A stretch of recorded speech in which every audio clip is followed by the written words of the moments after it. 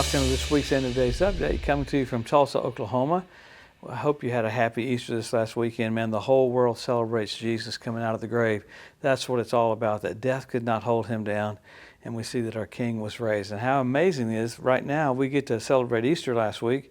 Should be Easter every day, but we're having celebration about looking forward to the coming of the Lord. So with the End of Days Update, make sure you like and subscribe to the channel so we can get more people watching. Because the Lord wants the message out. You know, you think about all the technology we have right now, that God's able to get information to every single nation, how close we are to his return. So that's what the End of Days Update is all about. We have stuff happening every single week that blatantly and flawlessly show us Jesus is just about to come. I've heard people say, oh, all those signs have all happened before. No, there's no other generation that's ever had all those signs. So it is remarkable how flawless the Bible is. You think of Jesus, the first coming of the Lord. Paul talked about the baptism 12 times, the coming of the Lord 52 times. And the individual prophecies about the first coming of the Lord, remarkable. Out of, I think, 18 or 19, born in Bethlehem of the tribe of Judah, entered into Jerusalem on a colt, crucified, put a crown of thorns on his head, they pierced him in his side. It got dark in the middle of the day while he was on the cross. I was witnessing to a guy, he said, oh, they read all those things and brought them all to pass. I said, an eclipse?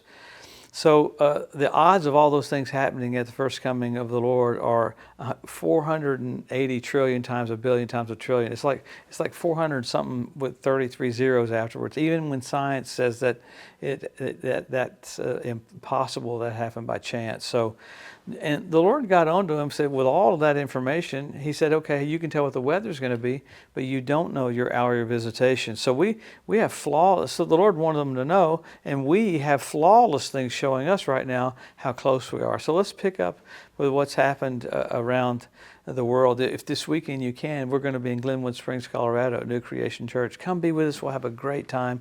Been going to that church for many, many years. So probably the news of the weekend was the Pope going home with the Lord dying. Man, what an event. Now, the amazing thing that happens with all of this is with it happening because of Bishop Malachi's prophecies from 1129 AD, you have that one bishop that got the coat of arms correct for all these popes. So people are freaking out going, oh, the rapture's about to happen. Well, they're even talking about changing the pope's even thought pattern to be not just a pope, but having a conglomeration of groups together. So there's a lot of alterations can happen. So you don't want to have all your eggs in that one basket, because really the Bible doesn't say when you see this pope die, Jesus is about to come. It is amazing, though, that with that, social media has gotten so big that you even have secular newspapers and secular news outlets talking about Jesus coming back and talking about the return of Christ. So how wonderful is that? That because of this prophecy from those years ago, it's getting an awareness that the Lord's about to come back. Now, some of it was squirrely. I saw I had Nostradamus talking about this and that, and it got weird. But the thing about it is, it's a doorway for you to preach to people that Jesus is just about to come. Because the History Channel said that's statistically impossible that you could prophesy those, and those could come to pass. So with that, you've got so much more fighting. You had 500 Houthi fighters were killed by the U.S. There was a counterstrike because they were firing at Israel. We think Israel's got it settled down now. No, they were firing at central Israel, all the way to Jerusalem. So the U.S. did this. They took out 500 of those Houthi fighters. Because of this, you've got Israel completely surrounded by nations that want to kill it.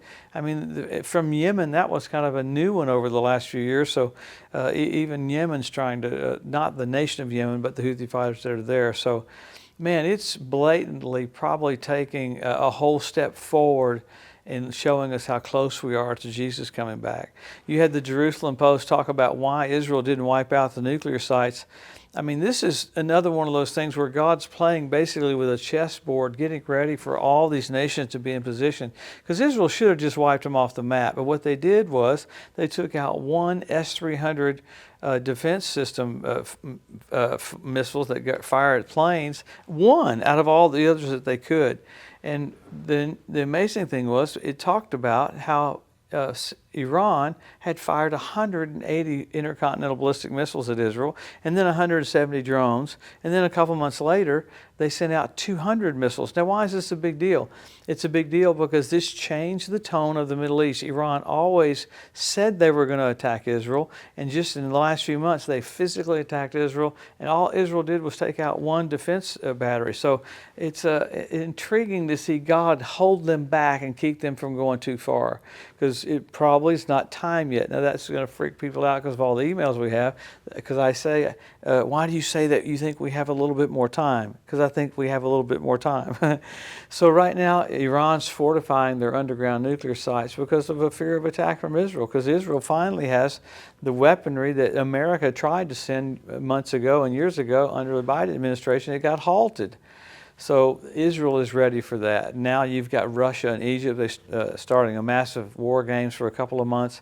It's weird that you've got Russia connecting with nations right beside Israel. And it should tell us something, because that's what's getting ready to happen is the Ezekiel 38 war is Russia with Iran and Turkey coming down on Israel. So you get a lot going on with the Temple Mount. You got a lot going on with the red heifers that had some spots on them so they couldn't use them. So all these things are all coming together literally at the exact same time. You got China saying that it supports Iran's nuclear talks with the U.S. You got an International Atomic Energy Agency saying that Iran can have a nuclear missile ready in 1 month, and then 10 every month from there on. I saw the video of it, and it showed how blatantly could compress and go more and more and more. And the reason being, because of all that, is that there's no watchdog for them. They used to have cameras in there, and they would even let the agency come in and look at the stuff. Well, they're not doing that anymore, so Iran's completely doing it without any oversight whatsoever. So Trump even said that he would put up sanctions against Hamas in Gaza because they're using people as human shields.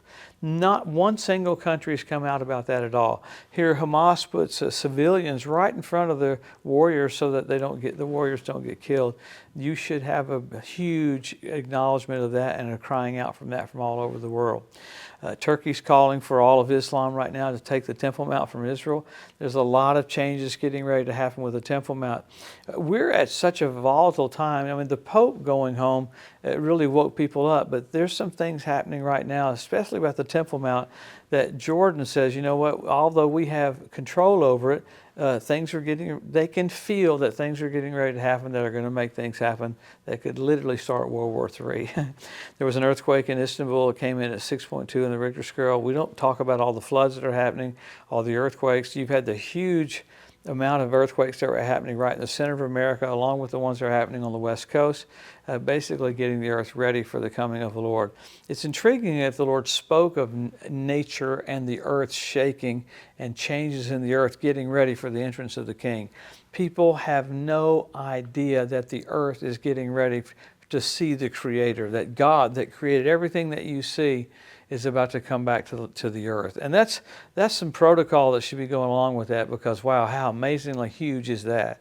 So with that, we have signs. We have signs all throughout the Bible. Signs aren't there to scare you. Signs are there to show you that you're heading in the right direction. So if you hear end time preaching that scares you, it's not Bible, because for the church there is no bad news. I'm so intrigued by people taking verses out of context, and it puts fear on people because they're control freaks. They want to have control over people. Well, the Bible says, whom the Son sets free is free indeed. When you get to know Jesus, it shows you, even in the midst of turmoil, you have authority, you have grace, you have boldness, you have power, because greater is He that's in you than he that's in this world. So we go to all the signs. Number one, Israel made a nation. Jerusalem won back in 1967. Jesus said, the generation that sees those two events won't pass away till all is fulfilled. Now, that's remarkable that you have two events happening that Jesus basically said, when you see that, time's up. But there's many more. We go through it every week, so it's amazing. You have the Hebrew language restored. You have the Ethiopian Jews brought back. You had the fertility of the land of Israel. You had the revival of the Roman Empire. You had foxes on the Temple Mount. You had fish in the Dead Sea. You had the Dead Sea turn blood red. Wow, this is the amazing thing, where Sodom and Gomorrah was. When did that happen? On the Day of Atonement. So all these signs, ritual baths around the Temple Mount filling up with water. One of my favorite signs is the Temple Mount Institute being ready for sacrifices. I mean, their last name's Cohen, means priest. They have everything in position to do sacrifices. Man, I've been in that place a few times, and when you see all the things that are ready and complete for that, I mean, God's got all these groups in position. I love it that He's got fish in position, Israel in position, Ethiopian Jews in position. Then you got foxes in position, and then you have birds. You have 172 different species of predatory birds started showing up in the land. Israeli ornithologists said, "Man, we don't understand this." Well, the Bible says just after the Ezekiel 38 war, God calls on the fowl of the air to come clean the land up.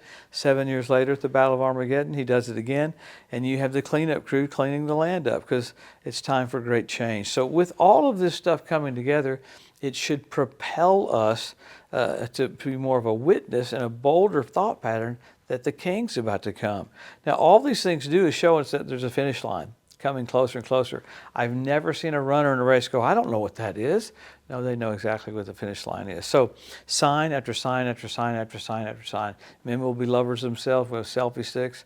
I mean, who would have ever thought we'd have a time where people are taking pictures with 2 different cameras of themselves?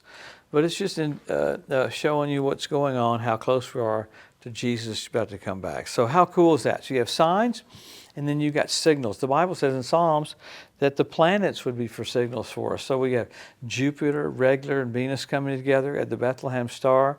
I mean, that's pretty radical. You had Regulus do retrograde motion. It looked like it was going backwards, but it was crowning Jupiter. King planets. And when that happened, you had the constellation Virgo when that happened. Jesus was born of a virgin. This happened just the other day when NBC Nightly News said we have a celestial event. We got Jupiter, we got Regulus, we got Venus. Bethlehem star, what is it? The constellation was Leo. He's the Lion of the tribe of Judah. So you've got the other signs. You have the blood red moons on Passover and Tabernacles. That's such a huge deal. The heavens showing us He died for us, He's coming back. He died for us, He's coming back. When's the last time you had 4 in a row like that? That's called a tetrad. NASA called it a tetrad. The last time you had 4 blood red moons in a row on Passover and Tabernacles, 1967 when Jerusalem was won back, 1948 when Israel was made a nation, and 1492 at the Edict of Expulsion when the Jews were kicked out of Spain. So you've got heavenly activity, you've got earthly activity, you have all the things that the Bible said you'd see just before He comes, so we would have a heads up. What did Jesus say? When you see these things come to pass, lift up your heads, your redemption draws nigh. So notice He doesn't want you downtrodden. He wants you excited. And the whole thing about all this is He wants you happy. He wants you excited. He's not mad at you. He's not judging you. He loves you. And the response that we have from that is, how do we help our local church? How do we help our pastor? Let's have all hands on deck. This is the time not to fit church into our life. It is our life. What would you say to Him? What if the rapture happened tomorrow? Would you be ready to stand before that throne and you'd hear that thunderous voice come from the throne of God? I mean, the Bible says even there in the latter part of the tribulation that an angel comes to the earth. Not Gabriel, not Michael, just a normal angel. And he's so radiant with the glory of God, his light lightens the whole planet. One angel. And you think about what we're getting ready to see. We're getting ready to see the King. We're getting ready to see the author of life. Wow, the great one, the mighty one, the shepherd and the bishop of our souls, the firstborn from the dead, the brightness of the glory of God. Wow, He's the lily of the valley. He's the shepherd and the bishop of our souls. So Jesus, we see Him now in our hearts, high and lifted up with His train filling the temple. We're about to physically see Him with His train filling the temple. Wow. So let's go for it. Let's get crazy. Let's get radical. Let's be radical soul winners, and let's go into all the world and preach the gospel. Man, come back this next week. We'll see what's happened with Israel. I probably think every week Damascus is going to be wiped off the earth, that Israel is going to have to preemptively strike Iran. So all those things are going to lead to all the little things that point to the Ezekiel 38 war and that we're about to leave the planet. Have a blessed, wonderful week. We'll see you next Wednesday. Thanks for joining us today at the End of Days Update. If you'd like to be notified every time there's a new post, just go to the edu at josephmorris.com and subscribe to receive email alerts. If these posts and updates have been a blessing to you, please consider making a one-time donation to help get the message out, or even becoming a monthly partner with Joseph Morris Ministries. Thanks again for tuning in to the EDU, and we'll see you next week.